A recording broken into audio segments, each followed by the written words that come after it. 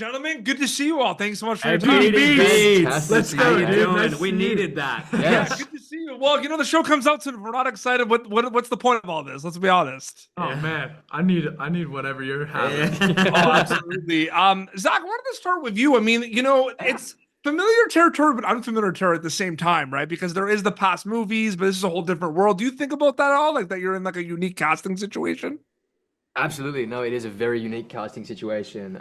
Incredibly fortunate to be in the position that I'm in and to be working with the people that I'm working with and have such a supportive team. No, I'm just super, super excited. Absolutely. Sorry, what was that? No, he kills it. I was just saying he does a wonderful Y'all job. kill it. You all are amazing. Absolutely. You're all so good in this. Khobe, this is technically your first time we're chatting, but we did an interview of you on popturnip.com before. We sure did, yeah. Which was awesome. First time you and me, PD Beats. Yeah, it's great to finally meet you. I feel like we know a lot of the same people too. But I find it interesting too because it's like, you work on something like this and you read the script for it, and there's so many kind of different interactions with characters, specifically you and John and everything. What's that like script to screen, like reading it and actually going and filming it at some point?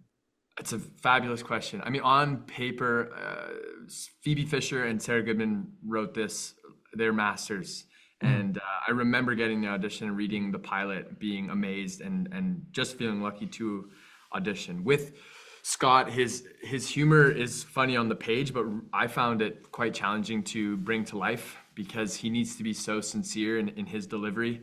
And John, I mean, he held my hand through a lot of it and took me under his arm and was so generous and would listen so well and gave me so much to work with, similarly to the few scenes I had with Zach. Oh, absolutely. John, so much happens before we go to camera on something like Cruel Intentions. You're kind of talking to Khobe and Zach and the directors and writers and everything. So from an acting storyteller perspective, you could see it as two journeys, right? Before filming Cruel Intentions and after filming Cruel Intentions, or do you see it as one big journey with multiple steps in between? I'm curious about that.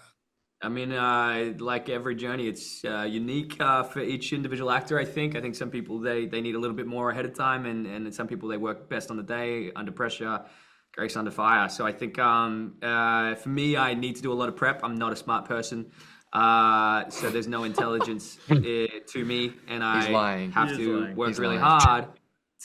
No, I do work really hard to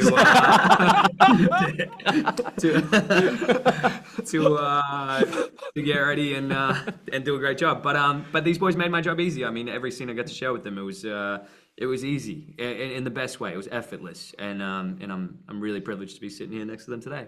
It's interesting. It's interesting too because Zach, I wanted to ask you. There's a lot of different elements at play in terms of the style and feel of the show. There's a lot of like coming of age. There's a lot of thriller components. There's a little bit of that whodunit. What element do you like the most when you're making this show specifically, based on what I just said?